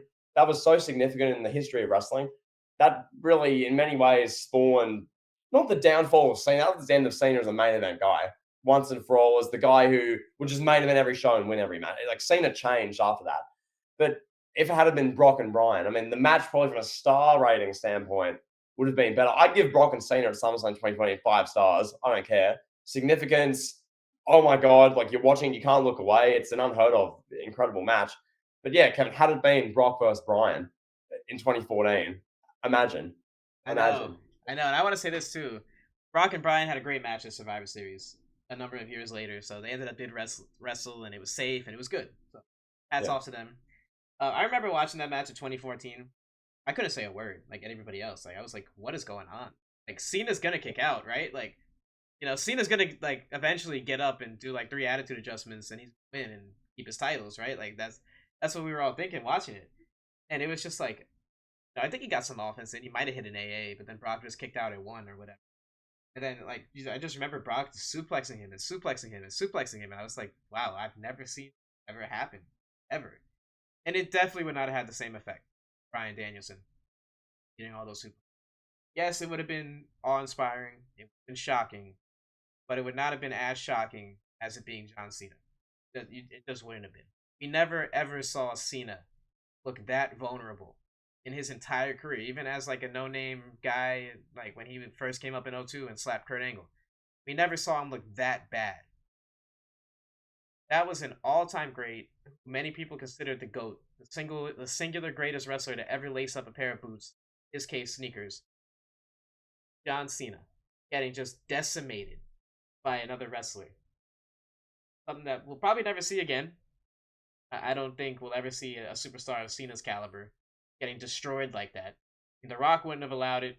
Hogan damn sure wouldn't have allowed it. Shawn Michaels wouldn't have allowed it. Who else? Who else do you want to name? CM Whatever. Punk would have walked out. Yeah, Stone Cold would have walked out. yeah. Ric Flair. None of those guys would have went for that. Ultimate Warrior would have walked out. Like, Yeah, exactly. It's just unheard of. In terms of shock value, it's one of the most shocking matches, but it really doesn't get talked about the same way that like streak, the ending of the streak, gets talked about.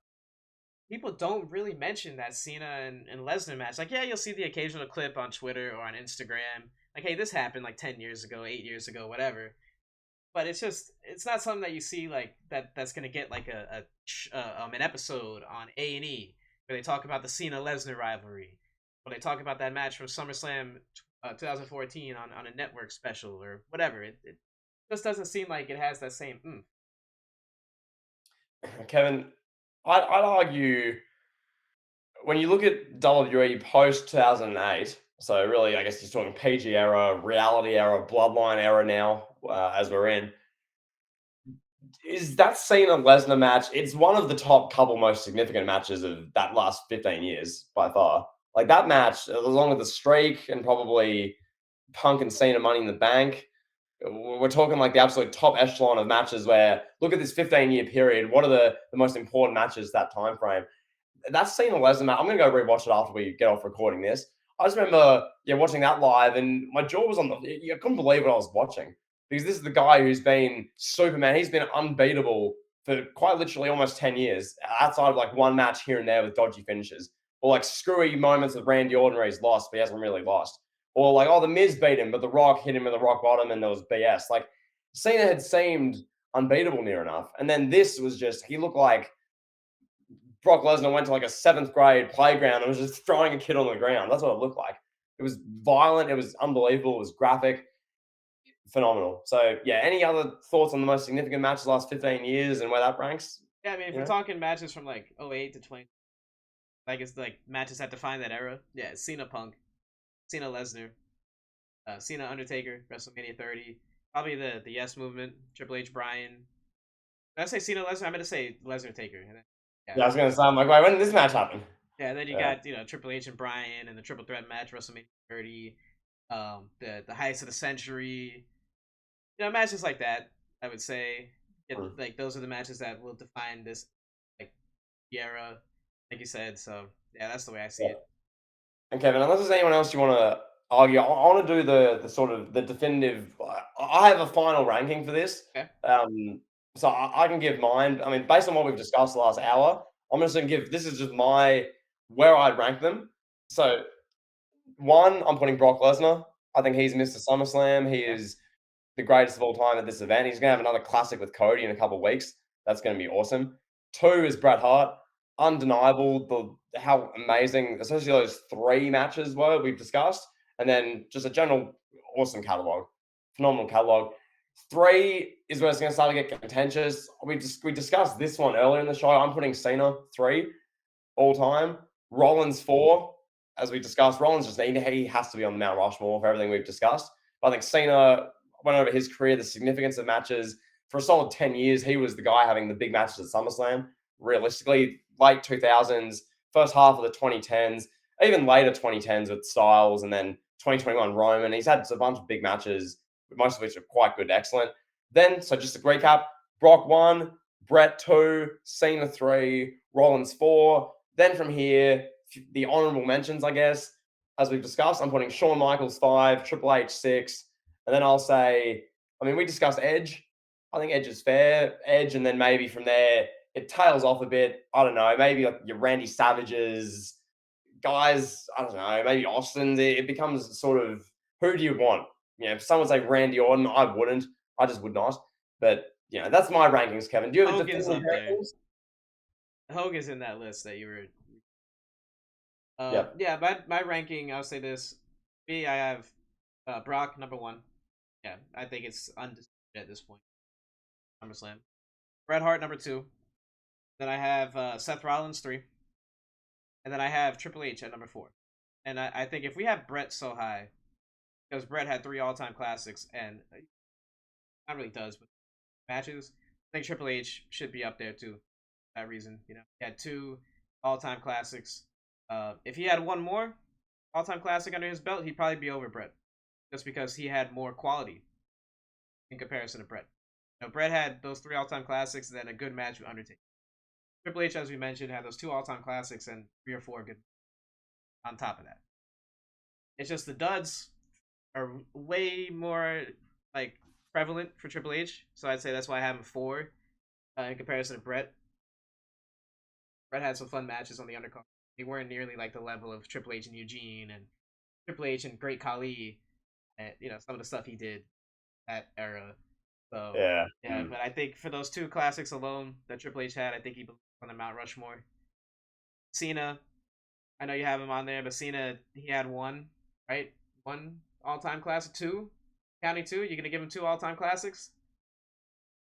But I bet his two all time classic matches are not in the top 10. Maybe the Lesnar match is in the top 10 SummerSlam matches, but that match with Rollins, I don't know. It is. It's a fringe top 10. I think we have too many in there to have that Cena Rollins match. Like that's probably like 11, 12, like that level, 13, like somewhere in there. Well, I guess, and this is the difference with our lists, is you're putting more value to like the top echelon matches, which Brett had the three, Triple H had the two, how many Cena had. To me, I look at more so the significance of what they're involved in. That's really more so what I'm basing it off. And when I look at Cena, as we sort of discussed here, the amount of these big time sort of, I mean, obviously the Rollins match was, his probably best SummerSlam match per se, but the significance of Cena Lesnar, significance of that But wait, 2010, wait, we didn't everything even talk involved. about the Cena Bryan match, 13. I know. We didn't even talk about That that. was That, great. that, that kicked off the Yes movement. Yeah. There was that. I mean, the 2010 thing's infamous. That is incredibly significant for wrestling history, especially in the PG era. '06 with Edge, very significant. '05 against Jericho, not so much. That was just a good match. And matches against Batista, Orton, the Randy Orton match. That was like the big feud, the PG era. Cena two matches against Orton there. Cena against Roman, putting over the current guy. Like, there's a lot of just big time Cena stuff in there. But yeah, I agree. There's not really as much stuff that's creme de la creme, top tier, all time. The match against CM Punk in 2011 could have been, but it wasn't quite as good as Money in the Bank. But there's a lot That's of an really good understatement. stuff with Cena. So there you go. I mean, like we said, Triple H had the two good matches in '99 and 2000, main event triple matches, match with Brock. Yeah, he had some fun stuff. The Elimination Chamber, he's done a lot too. It's Mhm. really either way you go, however you want to put in your list. Everyone's gonna have a different list. That's the fun Yeah. about this. Some people will say Seth Rollins is undisputedly Mr. SummerSlam. People say Bret Hart is, So it's a lot of fun. I enjoyed talking about this. Are you ready to move on to the around the world segment of the podcast, pal? Pal, take me around the world. Take me to the Outback, pal. Walk me through your life, pal. So not last weekend, but the prior Sunday, I went to Outback Steakhouse. It's actually headquartered. And I just want to just drive my experience to you as a Go for it. native Australian person. Go And for I it. would like for you to tell me if this is like media stereotypes or if this is like legit.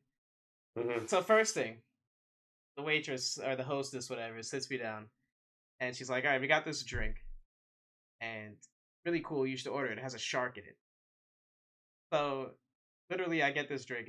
It's like blue raspberry vodka, grenadine, like the red syrup.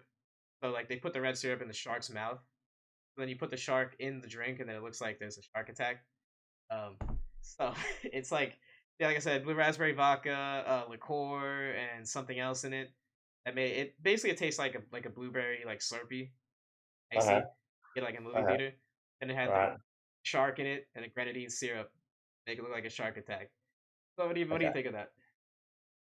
So they've sat you down, and the first thing they said, "Hey, sir, we really want you to have this drink, which is based off a shark attack, because Australia has shark attacks, pal." Okay, Yeah, interesting.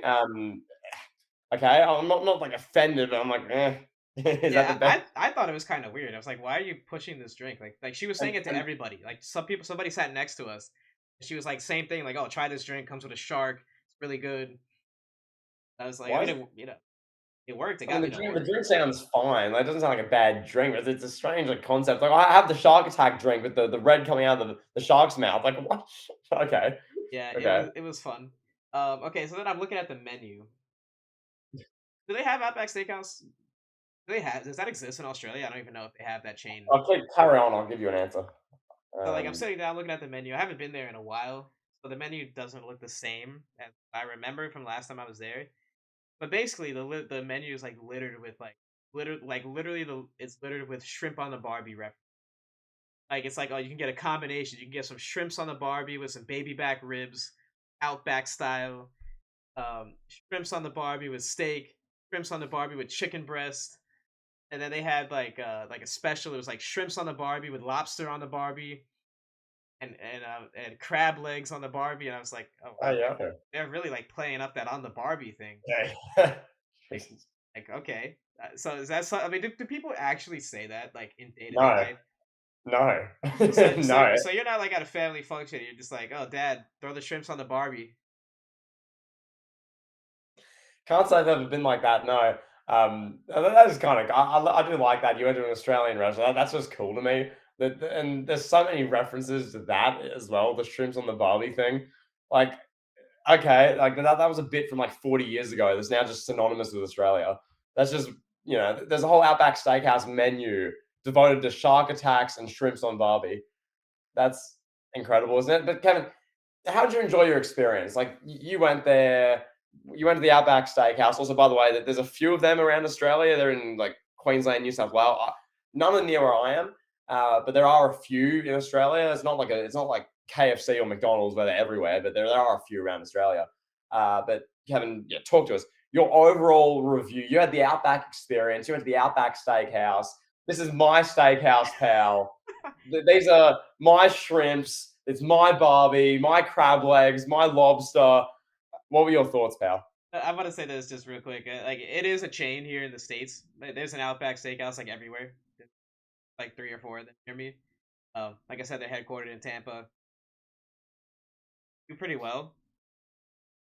Not the number one chain of steakhouse uh locally, but it's like top three chain. Um, and it's yeah. Overall, my experience was good. I want to note this something that I want to note. I don't know if they have this, but I like you would think. Like for me, I've been going to Outback Steakhouse since I was a kid. Like so I know that it's not like this, but you would think maybe that like they might have people that from Australia that work there. You know, the hostess Yeah, would be like, "Oh, hey, mate, what's going on?" No, it's just yeah. regular American average people just like me that sound like me, talk like me. Um, and, like I think that would actually add to the experience though. I know. If they had Australian people actually working there, Yeah, kind of funny. Um, I understand demographically, pull that off. yeah. But do they have like a place in Australia where you can go get American food? People that talk like me, that you like get like hot dogs and hamburgers and wings and like the official American experience. Everything's the same. It's the same, but it's the opposite. It's like I can't. I don't think there's a you know Outback Steakhouse equivalent here for America. Like, I don't know what you'd call that. Just like it's Like somewhere. It's not everything's bit. Sorry. Applebee's, they have like that, like Olive Garden or something like that over there. Well, none that's big. I think maybe there might be a couple of outlets, but nothing that's Have you that heard big, of Olive really. Garden? Do you know what that is? I've heard of it. Yeah, I've Yeah. heard of it. But I'm trying to think. Like, there's nothing in Australia where it's Americanized, where portions are bigger. Everyone talks American. There's Americans serving you. I can't really think of that. They don't have like Um, Memphis barbecue or like Kansas City barbecue or like anything like that. Kansas Staples, City barbecue. Just like staples of America, like good old America. Like barbecue. Florida's not really like we don't have anything in Florida. Florida's a melting pot, so I don't have anything to reference. Like Nashville chicken, like No, soul food. New York style No, pizza and any New York style pizza joints near you? no, but there are like themed options on menus where are like it's like the New Yorker pizza, and it's yeah, there are like menu options. There aren't really chains and restaurants that are dedicated to we're going to be an American theme restaurant, pal. American flags, patriots. It's not like that. So there's not like a New York Italian like pizza place where the guy like has an Italian accent or nothing like that. Yeah, well, I mean, there are places where, yeah, there's a bit of kind of heritage, or it's like a theme. There's like maybe a family-owned thing where they're maybe bunch of them are Italian, but the business isn't really like a. I don't know. It depends. It depends. But point being here, I love the point you make where you're there, and obviously there aren't Australians, there aren't people like myself out there offering you shrimp on the barbie, offering you a dingo with your drink. Like there isn't really that sort of stuff there. Like I know over here, there's one franchise. It's called Italian Bite, Kevin. So they sell mainly it's like they do pizzas, they do like a bunch of stereotypical like Italian sort of food. Do you think, Kevin, there are Italians who work there at all, Kevin? Probably not. It's What do you probably think? all people like yourself. No, everyone who works there is Chinese. I'm being dead serious. That's funny. I remember I made that comment to That's my funny. friend as an observation. It wasn't. No, there's no. I've just made an observation. I'm like that store is Italian Bite. Every store member there is Asian. Okay, cool. I've no, it's just like That's that's a hilarious. thing. That's a thing. I was just like, okay, sure, I guess Italian, whatever. Who knows? But nonetheless, Kevin, yeah, like it's cool you went there. Oh, that's dope. I love you to get the shark attack drink, pal. Hey, try this drink. Try this drink, pal. It's blue. It was quite good. I actually liked it a lot. Yeah. But so I had the steak. I had prime rib with Mhm. broccoli and mashed potatoes. They changed their recipe of mashed potatoes. The mashed potato recipe before, Really? like they used to do the mashed potatoes with like a garlic butter like sauce on top of them. Now they just serve dry mashed potatoes with like the peel still in them. I thought it was Ew. nasty. That's not Ew. it. Like they changed their recipe. The broccoli was great. So is steak like a staple of Australian food? Is that like Yeah, steak's a common one. There's a reason why it's the Outback Steakhouse. Steak's probably one of the most common, probably the most common meat had over here, I would say. Obviously, yeah, purely you have your chicken, you have your pork, but I mean, steak's probably the staple. Yeah, yeah, it makes sense. And steak is a yeah, staple in a lot of places. Texas, like the Texas, Argentina. So it's common. But yeah, Australia seems to be the one that's associated with it. yeah. And shrimp. Well, shrimp is like I assume a national meal over there too. Okay, yeah. Look, I've never been big into shrimps. You know, I don't like shrimps are shrimp either. shrimps. They're not great. They're like they're a piece of seafood. Like they're not great. They're okay. Nasty. If you love shrimps, amazing. Go eat one. I don't care. I'm not a fan myself. So yeah. Exactly. But what's like the go to like cut of steak over there? Because they had a lot of prime rib featured. It was like prime rib, like American style, prime rib, Outback style. Then it was like another something else, another rendition of prime rib. I tried the Outback style. I thought it was pretty Is good. it called Outback style, really? Yeah, it had like different peppers on it and seasoning, and it was like pink. It was I got a medium well. Judge me if you want. But it was like all pink, and it was like seared. So I noticed that everything was Yeah. seared. If you don't tell them, hey, cook it properly, they're gonna sear it. So I don't know if that's like the way they do things in Australia, but it was like everything was seared. It was like, yeah, you get your steak seared, you get your chicken seared. I was like, I don't want chicken seared. Like what? I don't know. It was interesting. They changed their menu. I was not a big fan of the new menu. Yeah. Nevertheless, I probably won't be going back to Outback Steakhouse anytime soon. Yeah. That thing with the mashed potatoes sounds disgusting. They have still peels in them? Yeah. What? Ew. Yuck. That how they do it in the Outback, pal? No, I don't that's not an Australian thing. You don't put peels in the you do the mashed potato without the peel. Like, what? I don't feel represented as an Australian. Outback Steakhouse, I'm talking to you. Take the peels out of your friggin' mashed potato. You're making a mockery of our nation, so stop it, okay? Oh, There you go. oh, pal. So yeah, so that was my experience at the Outback Steakhouse. There you go. No, I like that. Also, to answer your question on the steaks, I like T-bone steaks myself. I don't know. That's just like the type of steak I like. I don't mind ribeyes either. But yeah, a good T-bone, pal. You got the bone. You eat the steak off, and it's a T, pal. Gotta love it. Can't beat it. Now it's a T. You add in an H, an A, and then the Miz after, and you got the Miz. Pal. Wow. Well, okay. On that note, anything else you wanted to cover on this? Well, not really. Kevin, do we want to give a little teaser, a little preview for what listeners have to expect next week? Yeah. Let's do it, pal. I don't actually Kevin, remember. I'm not looking at the schedule, so you give it to me. Kevin, next week we discussed a bit of the 2010 SummerSlam today, Ah, yes. and this was 100% a Kevin idea as well. So this one, when you all love this show next week, Kevin's the one to thank. This show, 2010s, we're going to do like a bit of a decade in review, most significant match. We've discussed significance, but best match, worst match, year by year, memories of each show, overall review. Kevin, I think it's a really good idea. I think it's going to turn out to be a really good show. And maybe there's gonna be a bit of other discussion on maybe some topical relevant stuff as well. So can't wait. Maybe. Yeah, we're gonna talk 2010 SummerSlam, the LA and Barclays Center era. And Hmm. just every SummerSlam was either in LA or the Barclays Center for like 8 years straight. I think it started at SummerSlam '09 is when they did LA for the first time. If I'm correct. Kevin, I will say this, just unrelated to that. Brock Lesnar has done more great in the Barclays Center than the Brooklyn Nets have ever done. Ooh, talk about slanderous. But yeah, that's what we got Brock on the Lesnar owns horizon. the Barclays Center. Brock Lesnar did more for the Barclays Center at SummerSlam in the 1 year events than Kevin Durant did for Brooklyn. Wow. Whew. Coming in hot, pal. But yeah. Also, pal, one more thing. One more thing. What were your ruthless thoughts on the New York Mets? Oh. In their recent performance. I was told by a listener, by one of our loyal listeners, that the Mets had a bit of they had one loss especially that wasn't exactly ideal. Is that fair to say? Or Yeah, we come back from the All-Star break and we're facing the LA Dodgers, one of the best teams in the MLB. And Mets fans tricked themselves into thinking that they could compete with the Dodgers. I personally didn't. Just because we won a couple of games going into the All-Star break doesn't mean that we can compete with the LA Dodgers. Justin Verlander, Mr. $40 million man, shit the bed. Just embarrassingly. Got bailed out by an extra innings win. I believe that was yesterday. Or no, that was Scherzer yesterday. Justin Verlander got embarrassed on Saturday. We lost like 5-1. Brett Beatty, this like dynamite prospect, top 100 prospect, supposed to be the third baseman, the cornerstone of the future of the New York Mets, is now just decreasing and decreasing his trade value.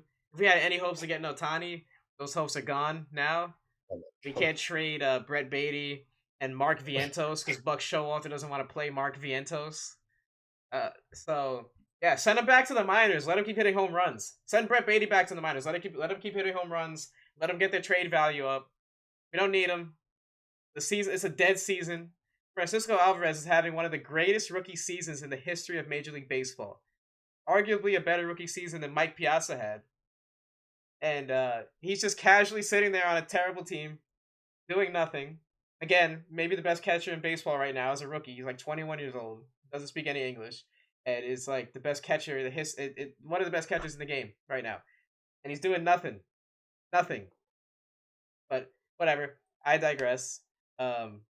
I don't think this team pal, is I will going say one anywhere more anytime thing. soon. I'm hoping my Diamondbacks can turn it around. We had such a great start to the season. Since then, they barely beat the out of form Pirates, pal, and they got shit on by the Blue Jays. So, and they got decimated by your Mets as well. So, hopefully, fingers crossed, my guys can pull it together, string together a good back half of the season, win the World Series, and all that. But waits to be seen. So. There it is. All right, so that's it for this podcast. We'll talk to you guys on the next one.